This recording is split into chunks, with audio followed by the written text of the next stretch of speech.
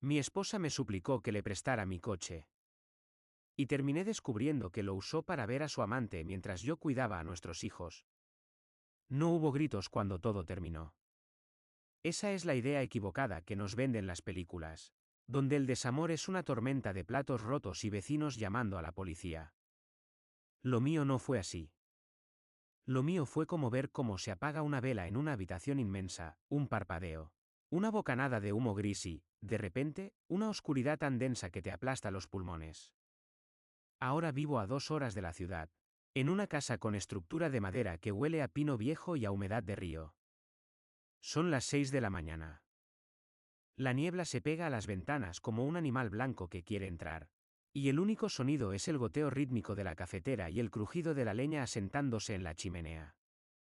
Tengo las manos ásperas, llenas de pequeños cortes por cortar madera ayer por la tarde. Antes, mis manos eran suaves, manos de oficina, manos que sostenían plumas estilográficas y firmaban cheques. Manos que sostenían las suyas. Miro mi taza de café. El vapor sube en espirales lentas. Aquí, en este silencio monástico, es fácil olvidar que hace apenas 8 meses mi vida era ruido, color y una ansiedad constante que yo confundía con amor. Me llamo Andrés, tengo 34 años, y hasta hace poco, creía que era el arquitecto de mi propio destino. Ahora sé que solo era el constructor de un escenario donde otra persona interpretaba una obra que yo no conocía. Para entender por qué estoy aquí, solo, viendo amanecer entre montañas, tengo que hablar de Elena. Y tengo que hablar del dinero, aunque me duela admitirlo. Porque el dinero fue el cimiento podrido sobre el que construimos nuestro castillo. La conocí hace 4 años en una galería de arte. Ella tenía esa mezcla peligrosa de vulnerabilidad y caos que atrae a los hombres que, como yo, tienen la vida demasiado ordenada. Yo era el proveedor, el hombre estable, el que tenía el apartamento en la zona exclusiva de la ciudad, el coche alemán en el garaje y las tarjetas de crédito con límites altos. Ella era espíritu libre, una diseñadora gráfica freelance que siempre estaba entre proyectos, luchando por encontrar su voz. Me enamoré de su risa. Era una risa que llenaba las habitaciones, que hacía que mi apartamento minimalista y frío pareciera, por primera vez, un hogar. Al principio, invitarla a vivir conmigo a los 6 meses pareció lo natural. No quiero que te preocupes por el alquiler, le dije esa noche, mientras cenábamos vino y pasta. Quiero que te enfoques en tu arte. Yo me encargo de todo.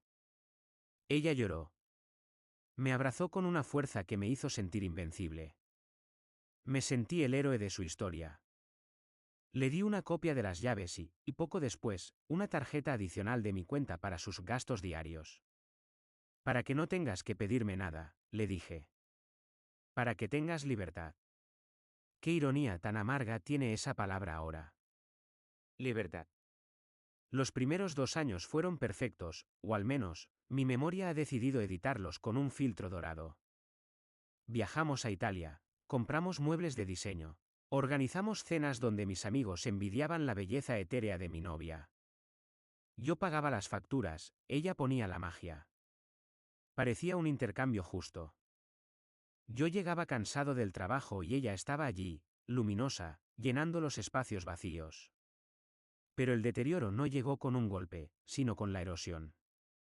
Fue lento, casi imperceptible, como el agua desgastando la roca. Comenzó hace un año, creo. O quizás antes si yo estaba demasiado ciego para verlo. Empezó con el silencio. No el silencio cómodo de dos personas que se entienden sin hablar, sino un silencio denso, cargado de electricidad estática. Elena empezó a cambiar sus rutinas. Antes, me recibía en la puerta. Luego, empezó a estar ocupada en el estudio cuando yo llegaba. Sus besos pasaron de ser pasionales a ser educados. Un roce de labios, seco, rápido, como quien ficha la entrada en un trabajo que detesta. Empecé a notar gastos extraños en la tarjeta. Nada escandaloso al principio. Cenas en restaurantes al mediodía en la otra punta de la ciudad, compras en boutiques que no traía a casa. Cargos de Uber a horas en las que supuestamente estaba en reuniones con clientes. Es para un proyecto nuevo, amor, me decía, sin mirarme a los ojos, mientras cortaba verduras con una concentración excesiva. Tengo que reunirme con proveedores lejos. El diseño requiere inspiración. Yo asentía. Quería creerle. Dios, cuánto quería creerle. Porque la alternativa era admitir que la mujer que dormía a mi lado, la mujer cuya respiración marcaba el ritmo de mis noches, se estaba convirtiendo en una extraña. Hubo una noche, hace unos 10 meses, que ahora recuerdo con una claridad cristalina. Estábamos viendo una película en el sofá. Ella estaba acurrucada contra mí, pero su cuerpo estaba tenso, rígido. Su teléfono vibró en la mesa de centro. Lo cogió con una rapidez felina, casi agresiva, y lo puso boca abajo sobre su pecho. ¿Quién es? Pregunté, tratando de sonar casual, aunque sentí un nudo frío en el estómago. Nadie. Spam, respondió. Pero no bloqueó el número. No borró el mensaje. Simplemente, se levantó y se fue al baño, llevándose el teléfono. Escuché el grifo del lavabo abrirse, el agua corriendo para enmascarar cualquier otro sonido. Me quedé allí sentado, en mi sofá de cuero italiano, en mi apartamento de lujo, sintiéndome el hombre más pobre del mundo. El aire acondicionado zumbaba, pero yo sentía un calor sofocante en el cuello. Esa noche no dormí. Me quedé mirando el techo, escuchando su respiración regular a mi lado, preguntándome en qué momento mi generosidad se había convertido en su derecho adquirido, y en qué momento su amor se había convertido en una actuación. Intenté compensarlo. Pensé, con la estupidez típica del hombre que siente que pierde el control, que quizás no le estaba dando lo suficiente. Que quizás la rutina la estaba ahogando. Así que le propuse más viajes. Le compré un ordenador nuevo para su trabajo. Y finalmente, tomé la decisión que sellaría mi destino, decidí pedirle matrimonio. Pensé que un anillo arreglaría la grieta. Pensé que el compromiso sólido, el para siempre, la traería de vuelta a mí. Compré el anillo 3 meses antes del final. Era un diamante solitario, clásico, elegante. Me costó el equivalente a 3 meses de mi sueldo. Lo guardé en el cajón de mis calcetines, escondido al fondo. A veces, cuando ella salía, yo abría la caja y lo miraba, y el brillo de la piedra me daba una falsa esperanza. Creía que ese objeto tenía el poder de detener el tiempo, de borrar los mensajes del spam, de calentar las cenas frías. No sabía que estaba comprando el boleto para mi propia ejecución emocional. Las semanas previas al gran día fueron una tortura psicológica. Elena estaba cada vez más irritable. Se quejaba de todo, del ruido de la ciudad, de la comida, de mi forma de respirar. Me siento asfixiada aquí, Andrés, me dijo una tarde, mirando por el ventanal del salón. Siento que estas paredes se cierran sobre mí. Podemos mudarnos, ofrecí desesperado. Podemos buscar una casa con jardín. Lo que tú quieras. Ella me miró con una expresión que entonces no supe descifrar. Era una mezcla de lástima y desprecio.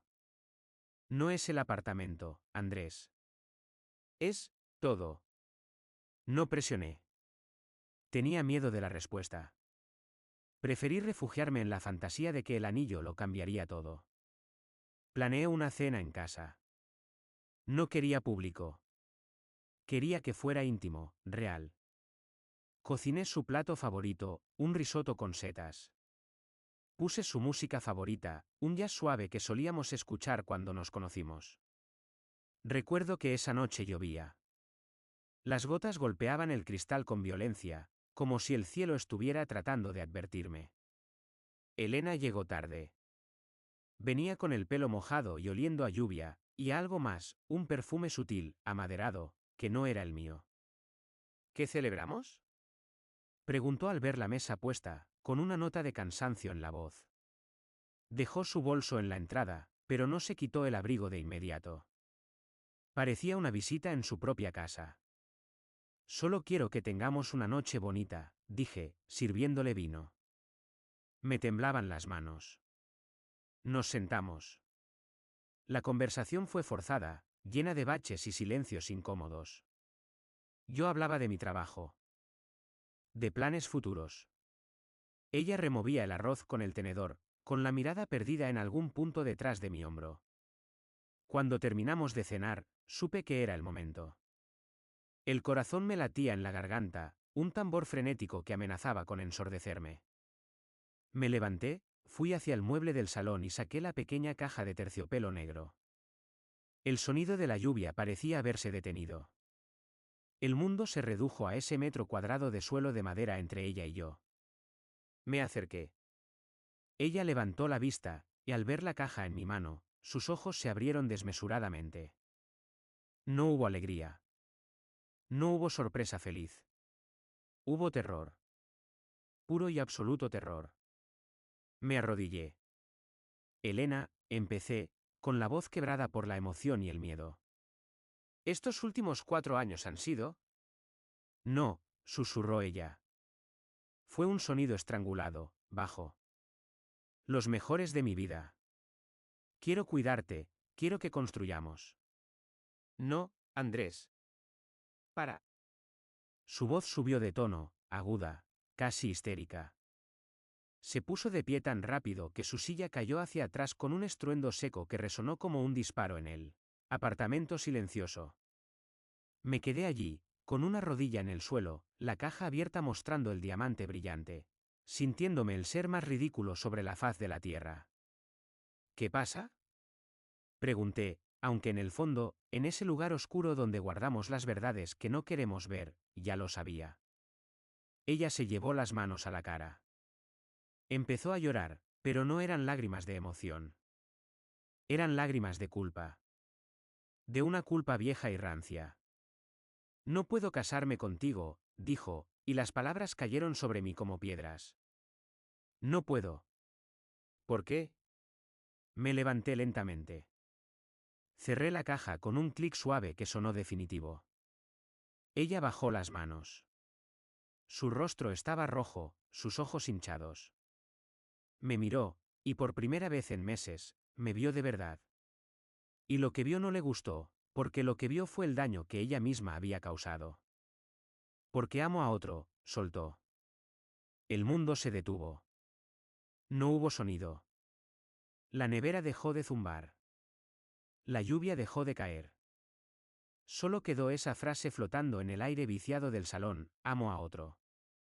Sentí un frío glacial extendiéndose desde mi pecho hacia mis extremidades. No fue ira. Todavía no. Fue una claridad absoluta, quirúrgica. Como si de repente todas las piezas del rompecabezas de los últimos meses, el teléfono boca abajo, las duchas largas, el olor ajeno, las facturas inexplicables, encajaran de golpe en una imagen grotesca. ¿Quién es? Pregunté.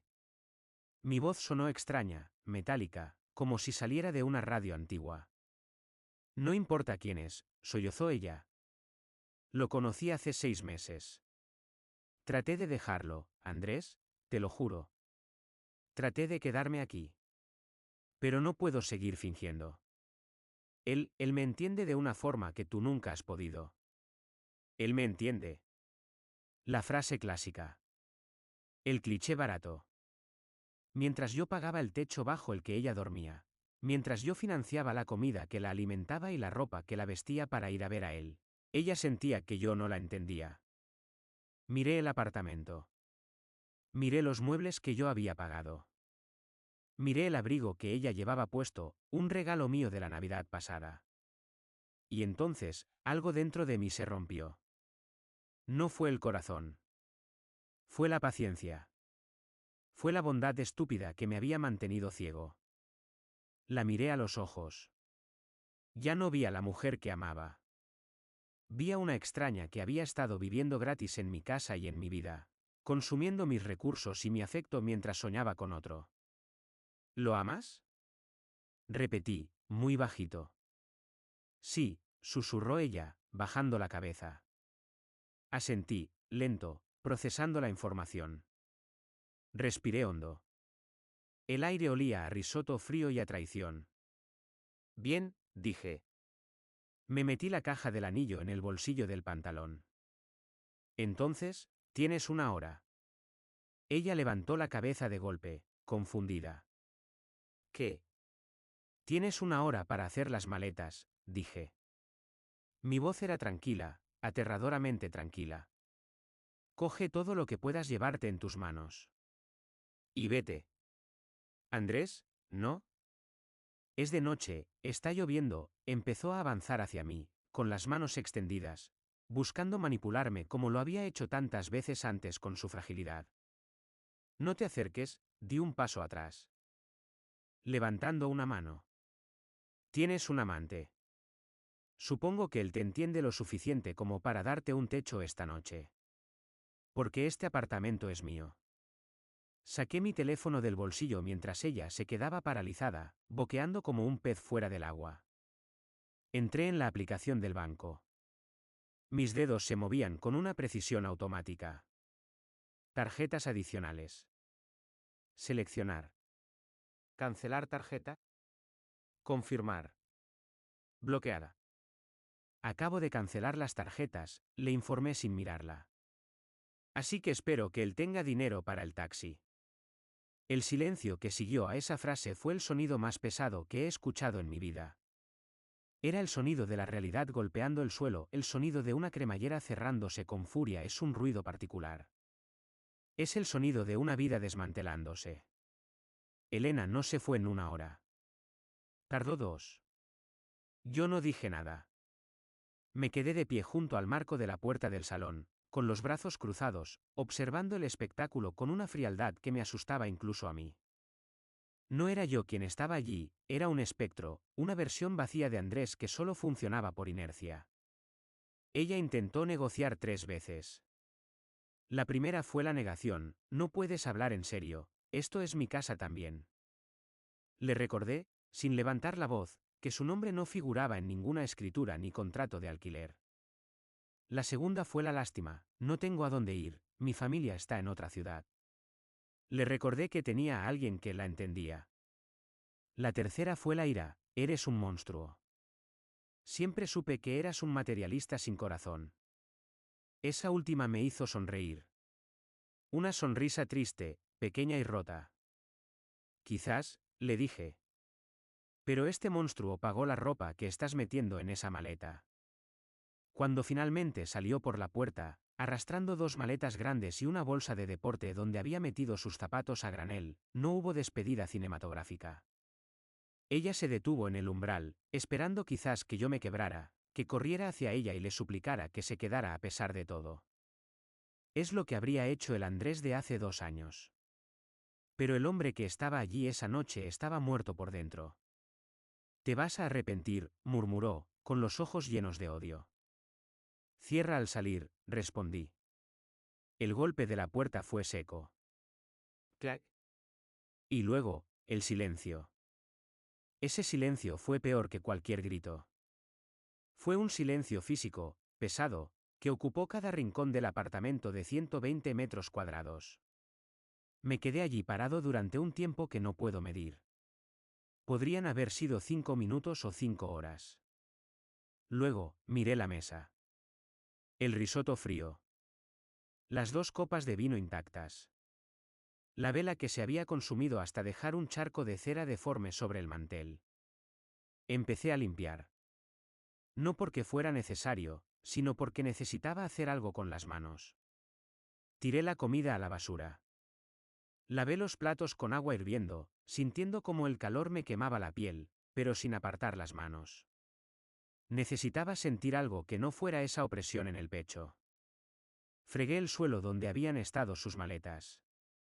Abrí las ventanas para que saliera su perfume, dejando que la lluvia y el viento frío barrieran el rastro de su existencia. Esa noche dormí en el sofá. No fui capaz de entrar en el dormitorio. La idea de ver el hueco vacío en la cama, de oler su almohada, me producía náuseas. Los días siguientes fueron una neblina gris. Fui al trabajo. Me senté en mi despacho de cristal. Asentí en las reuniones. Firmé planos. Respondí correos. Nadie notó nada. ¿Te ves cansado, Andrés?, comentó mi secretaria. Insomnio, respondí. La máscara funcionaba a la perfección. La sociedad nos entrena para ocultar el dolor, para ser funcionales mientras nos desangramos por dentro. Pero la verdadera caída, el verdadero golpe que me llevó a donde estoy ahora, no fue la ruptura. Fue lo que encontré 3 días después. Elena se había llevado casi todo, pero en su prisa y pánico, cometió errores.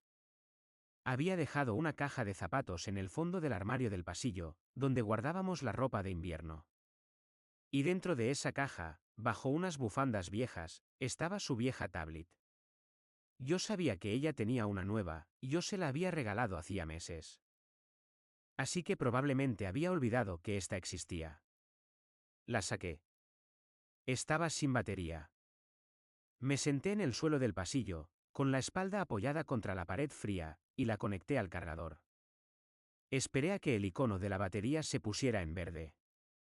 Mi corazón latía con un ritmo lento y doloroso, un bum bum pesado que resonaba en mis oídos. La encendí. No tenía contraseña. Nunca tuvimos contraseñas entre nosotros, yo respetaba su privacidad ciegamente, estúpidamente. La tablet se conectó al wifi automáticamente, y de repente, empezó a vibrar. Notificaciones. Correos antiguos. Y la sincronización de la nube. Lo que vi en la siguiente hora destruyó lo poco que quedaba de mí. No eran solo mensajes. Era una contabilidad detallada de la traición. El otro se llamaba Marcos. Era un fotógrafo conceptual que ella había conocido en una exposición hace 8 meses. No 6, como me había dicho. 8. Empecé a leer las conversaciones de WhatsApp, que se habían archivado en la copia de seguridad. Leí con la avidez de un forense que busca la causa de la muerte. Marcos, no tengo pasta para el estudio este mes, nena. Elena, tranquilo, amor. Andrés me dejó la tarjeta para gastos de la casa. Puedo sacar efectivo y decir que fue para la limpieza en seco y el súper. Te lo llevo mañana. Sentí un sabor metálico en la boca. Bilis. Seguí bajando. Había fotos. Fotos de ellos dos en la cama. En mi cama. En las sábanas de algodón egipcio que yo había comprado. Fotos tomadas días en los que yo estaba de viaje de negocios. Fechas y horas que coincidían con mis llamadas de buenas noches, te extraño, desde hoteles solitarios en otras ciudades. Pero lo que me rompió, lo que me hizo soltar la tablet como si estuviera ardiendo, no fue el sexo. Fue la burla. Elena, hace 3 meses el aburrido quiere ir a la Toscana en verano. ¡Qué pereza! Ojalá pudiera ir contigo a esa comuna en la playa, pero necesito que pague el arreglo de mi coche primero. Marcos, aguanta un poco más. Sácale lo que puedas. Es un cajero automático con patas, pero al menos nos sirve para nuestros proyectos. Elena, ajaja. Sí. Un cajero triste. A veces me da pena, se cree que tenemos una conexión espiritual o algo así. Es tan básico. Básico. Cajero automático. Triste. Esas palabras se grabaron en mis retinas. No era solo desamor. Era desprecio. Durante meses, yo había estado durmiendo con una enemiga. Había estado alimentando, vistiendo y cuidando a alguien que se reía de mí con su amante mientras gastaba mi dinero. Cada cena romántica, cada gesto de cariño que yo había interpretado como amor, para ella había sido una actuación necesaria para mantener el flujo de fondos. Me levanté y corrí al baño. Vomité hasta que no me quedó nada en el estómago, y luego seguí con arcadas secas que me desgarraban la garganta. Me miré en el espejo. Tenía los ojos inyectados en sangre, la piel pálida, cerosa. Me vi viejo. En 3 días había envejecido 10 años. Me lavé la cara con agua helada, pero el frío no se iba. Estaba dentro de mis huesos. Volví al pasillo y miré la tablet. Había una última conversación, de la misma tarde en que le pedí matrimonio. Unas horas antes de la cena. Elena, creo que va a pedirme matrimonio hoy. Ha estado actuando raro y cocinando. Marcos, dile que sí. Imagina el divorcio, nos llevaríamos la mitad. Piénsalo como una inversión a largo plazo. Elena, no sé si tengo estómago para eso, Marcos. Ya me da asco que me toque. Pero veré qué hago. Ahí estaba.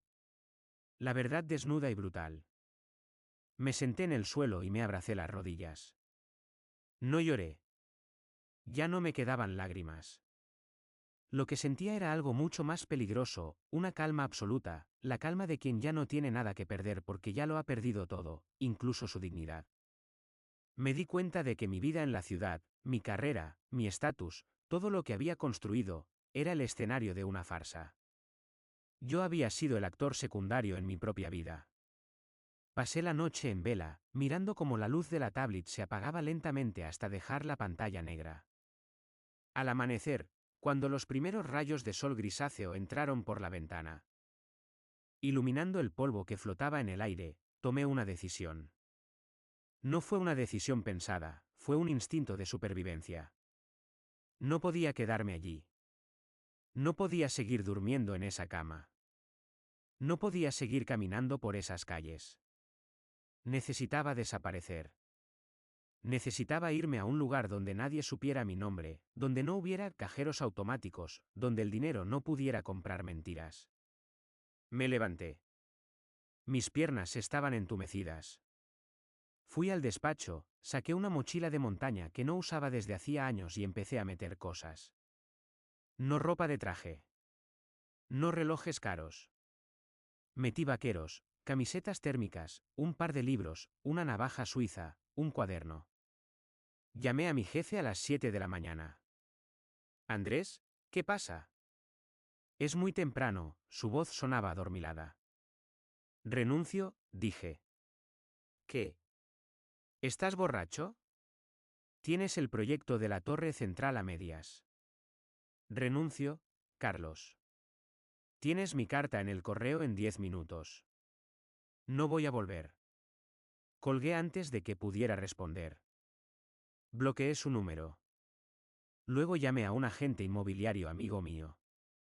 Vende el apartamento, le dije. Con muebles, con todo. No quiero nada. Véndelo barato si hace falta, pero véndelo ya. Pero Andrés. Hazlo. A las 9 de la mañana, cerré la puerta de mi apartamento por última vez.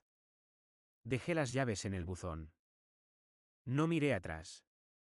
Subí a mi coche, puse el GPS con destino a un pueblo perdido en la montaña del norte, un lugar donde mi abuelo tenía una vieja cabaña en ruinas que nadie visitaba desde hacía décadas. El motor rugió. Y mientras salía de la ciudad, dejando atrás el hormigón, el ruido y los recuerdos de una mujer que nunca existió, sentí la primera bocanada de aire real en 4 años.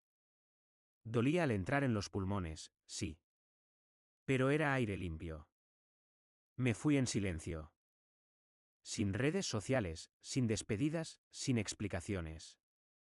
Simplemente, dejé de existir para el mundo que me había roto. La cabaña de mi abuelo no era el refugio bucólico que mi memoria infantil había guardado.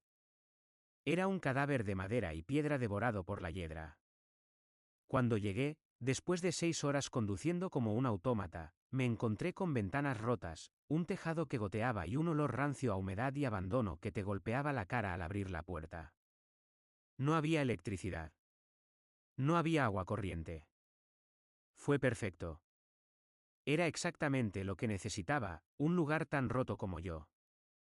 Los primeros días fueron de pura supervivencia física. Dormía en un saco de dormir sobre el suelo de madera, envuelto en 3 mantas, temblando mientras la temperatura bajaba bajo cero por las noches. No tenía tiempo para pensar en Elena, ni en Marcos, ni en la humillación de los mensajes de la tablet. Mi mente se redujo a lo básico: buscar leña seca, encender el fuego, hervir agua del pozo, comer latas de conservas frías. El dolor emocional seguía ahí, por supuesto. Pero cambió de forma. Dejó de ser una puñalada aguda en el pecho para convertirse en una carga sorda, como una mochila llena de piedras que llevas a todas partes. Empecé a trabajar. No contraté a nadie. Lo hice yo. Yo, El arquitecto que diseñaba rascacielos de cristal desde una oficina climatizada, aprendí a mezclar cemento con mis propias manos. Aprendí a cambiar tejas. Aprendí a cortar madera con un hacha, sintiendo el golpe reverberar en mis hombros, una terapia violenta y necesaria. Cada vez que el hacha partía un tronco, imaginaba que partía un recuerdo. Crack, La cena en el italiano. crack, Su risa falsa. crack. La palabra cajero. Pasaron las semanas. Mi cuerpo cambió. Perdí los 5 kilos de grasa que me había dado la vida sedentaria y gané músculo fibroso. Me dejé barba porque me daba pereza afeitarme. Mis manos se llenaron de callos y cicatrices, mapas de mi nuevo esfuerzo. Me miraba en el espejo manchado del baño y veía a un desconocido. Un hombre más duro, más silencioso, con la mirada de alguien que ha visto arder su casa y ha decidido caminar entre las cenizas. Descubrí el silencio. El verdadero silencio. No la ausencia de ruido de la ciudad, sino la presencia de la naturaleza. El viento en los pinos, el crujido de la casa asentándose, los pájaros al amanecer. En ese silencio, empecé a escucharme a mí mismo por primera vez en años. Me di cuenta de mi error. No fue solo culpa de Elena. Yo había comprado su amor. Había usado el dinero como un escudo, como un lenguaje, porque tenía miedo de que yo, Andrés, el hombre sin la tarjeta de crédito, no fuera suficiente. Ella se aprovechó, sí. Fue cruel, sí. Pero yo le entregué el arma con la que me disparó. A los 4 meses, conecté la electricidad. A los 5, tenía agua caliente. A los 6 meses, sentí, por primera vez, algo parecido a la paz. Estaba sentado en el porche que acababa de lijar. Era una tarde de octubre.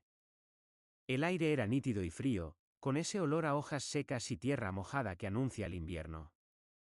Tenía una taza de café en la mano y un perro callejero que había adoptado dormitaba a mis pies. No necesitaba nada más. No necesitaba el apartamento de lujo. No necesitaba la validación de nadie. Y entonces, el pasado llamó a la puerta. O mejor dicho, derrapó en la entrada. Escuché el motor antes de verlo.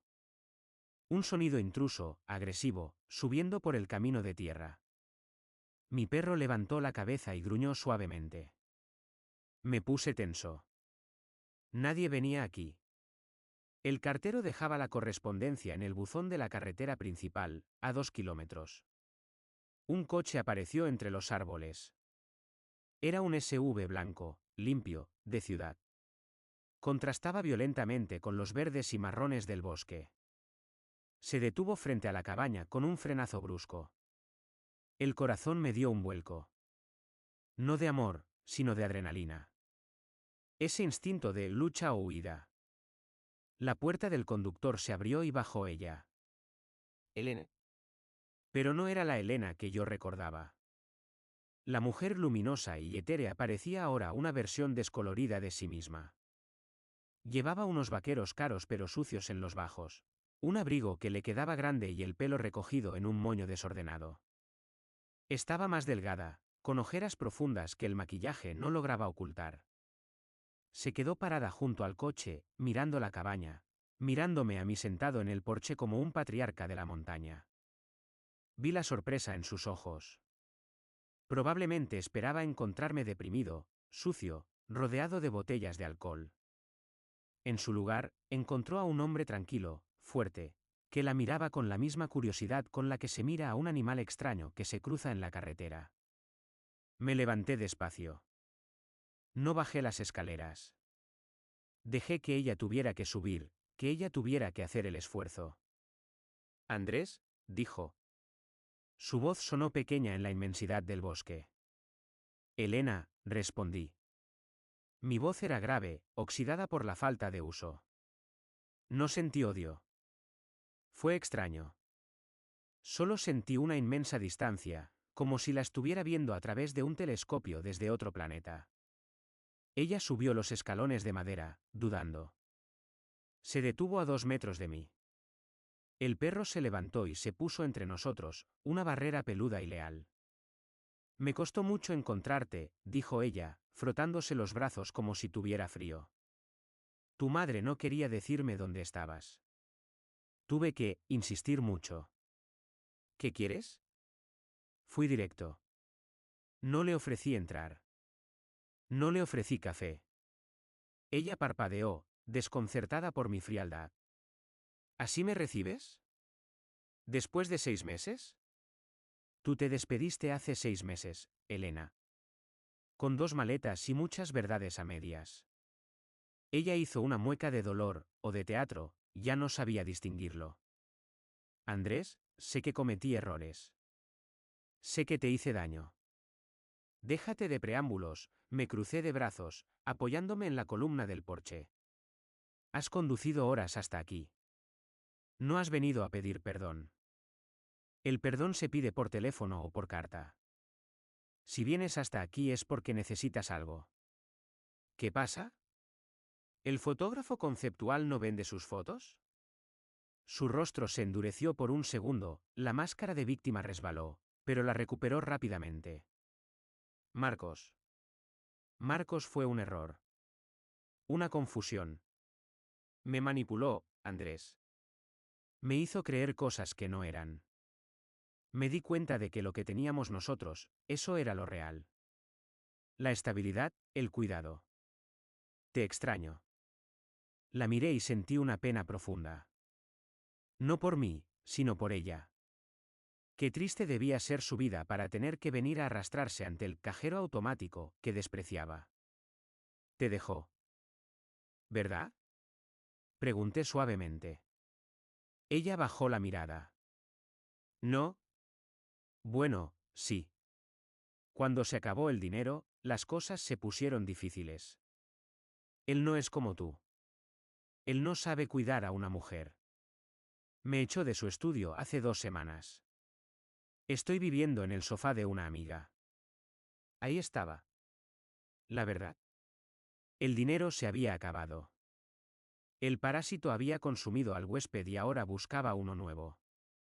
¿Y pensaste, Andrés me perdonará? Andrés siempre perdona. Andrés siempre paga, dije, verbalizando su tren de pensamiento. Ella dio un paso adelante, intentando entrar en mi espacio personal, intentando usar esa vieja magia. El olor de su perfume, la mirada de ciervo asustado. Pensé que me amabas, susurró. Dijiste que querías casarte conmigo. Compraste un anillo. No puedes apagar eso de un día para otro. Sé que todavía me quieres. Míranos, podemos empezar de cero. Aquí, en este lugar, es romántico, ¿no? Como siempre soñamos. Una vida sencilla. Solté una carcajada. Fue una risa corta, seca, sin alegría. ¿Romántico? Elena, no has durado ni 5 minutos aquí y ya estás mirando tu teléfono para ver si tienes cobertura. Odias el campo. Odias el silencio. Y sobre todo, me desprecias a mí. Eso no es verdad. Gritó ella, desesperada. Leí la tablet, dije. 3 palabras. Solo 3 palabras bastaron para que el color desapareciera de su rostro. Se quedó congelada, con la boca entreabierta. ¿Qué? Susurró. La tablet vieja. La dejaste en la caja de zapatos. Leí todo. Los mensajes con Marcos. Las fotos. Las burlas. Cajero automático con patas. Básico. ¿Triste? Ella retrocedió un paso, como si le hubiera dado una bofetada física.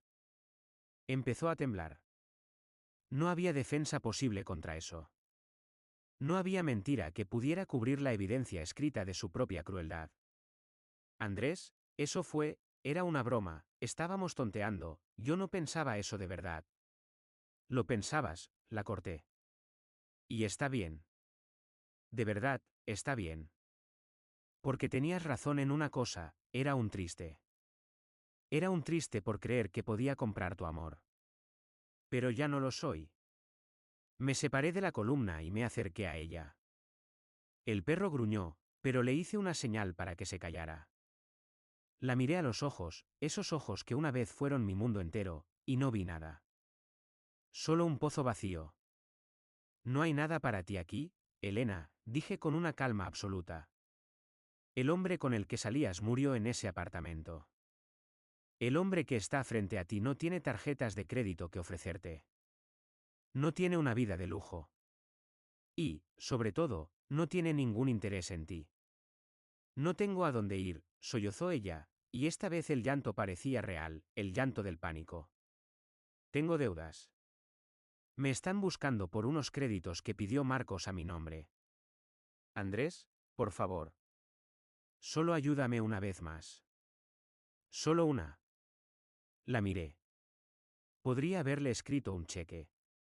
Todavía tenía ahorros. Podría haberla dejado quedarse una noche. Pero sabía que si abría esa puerta, aunque fuera una rendija, el caos volvería a entrar. Y yo había luchado demasiado por mi paz. No, dije. ¿Qué? No te voy a ayudar. Tienes 30 años, Elena. Eres una adulta.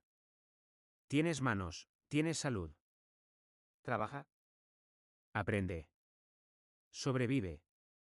Como hice yo. Eres un hijo de puta.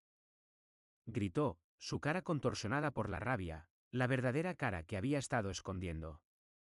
Te vas a pudrir aquí solo. Nadie te va a querer nunca. Puede ser, asentí. Pero prefiero estar solo aquí, con mi dignidad, que acompañado por alguien que me ve como una cartera. Se quedó allí, respirando agitadamente, buscando algo más que decir, alguna otra arma que lanzar. Pero no tenía nada. Yo era inmune. Vete, dije, dándome la vuelta hacia la puerta de la cabaña. Y no vuelvas. Si vuelves, llamaré a la policía por invasión de propiedad. Entré en la casa y cerré la puerta. No la cerré con fuerza. La cerré suavemente. Eché el cerrojo. Me apoyé contra la madera, escuchando. Oí sus gritos ahogados fuera. Oí insultos. Luego, silencio. Luego, el motor del coche arrancando con un rugido furioso. Escuché las ruedas patinar en la grava y el sonido del vehículo alejándose, bajando la montaña, llevándose el ruido, la mentira y el pasado lejos de mi refugio. Me quedé allí quieto hasta que el sonido del motor desapareció por completo y el único sonido que quedó fue el viento en los árboles y el crepitar del fuego en la chimenea. Miré mis manos. No temblaban. Respiré hondo. El aire de la casa olía a madera, a café y a libertad. Me quedé junto a la puerta durante lo que pareció una eternidad. El latido frenético de mi corazón, provocado por la confrontación, se fue calmando lentamente. Cuando estuve seguro de que el motor de su SUV ya no era más que un recuerdo, abrí la puerta y salí al porche. El perro, que se había mantenido silencioso y atento, me frotó la mano. Me agaché y le acaricié la cabeza. Juntos, miramos el camino de tierra. Las marcas de los neumáticos de Elena eran profundas y desordenadas, testimonio de su salida precipitada y llena de rabia. Eran las últimas cicatrices que dejaría en mi vida. No sentí alegría. Tampoco sentí la victoria del hombre que ha ganado una batalla. Lo que sentí fue el vacío limpio, la cesación de la fiebre. Fue el momento en el que la herida deja de pulsar y se convierte en una costra, dura y lista para sanar. Volví a entrar, encendí la estufa y me serví un vaso de whisky de Malta. Me senté en el sillón de lectura, mirando las llamas. La conversación con Elena me había obligado a revivir los momentos más bajos de mi vida, pero también me había dado el cierre más brutal y honesto que podía haber pedido. Ella, con su desesperación y su falta de remordimiento, había quemado el último puente de mi ilusión. Su llanto no era por mí. Su dolor era por la pérdida de la seguridad, por el error de haber apostado por un artista conceptual, que no era capaz de pagar ni el estudio, ni la cena, ni las deudas. Había vuelto buscando el viejo Andrés, el cajero automático, el hombre que arreglaba los problemas financieros y emocionales con la chequera. Y mi respuesta, ese no firme y definitivo, no fue un acto de venganza. Fue un acto de conservación. Fue la declaración de que mi valor ya no era negociable, y mi paz no estaba a la venta. Me tragué el whisky de un sorbo. Sentí el calor descender por mi garganta y pensé, se acabó. Finalmente. Los meses que siguieron fueron una expansión lenta y meditativa de la vida que había construido. El invierno se instaló con una dureza majestuosa. Las montañas se cubrieron de nieve y me aislé por completo. Pero esta vez, el aislamiento no era soledad, era solitud. Era la elección consciente de estar conmigo mismo. Empecé a escribir. No sobre Elena, sino sobre arquitectura. Sobre la ética de la construcción. Abrí un pequeño consultorio online para proyectos rurales y sostenibles, usando mis conocimientos, pero sin el estrés ni la pompa de la ciudad. El dinero que ganaba era suficiente. Justo lo necesario para vivir. Era un dinero limpio, ganado por mí, para mí. Aprendí a distinguir la felicidad de la emoción.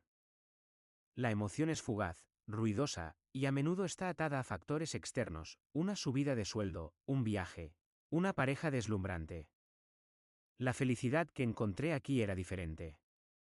Era silenciosa.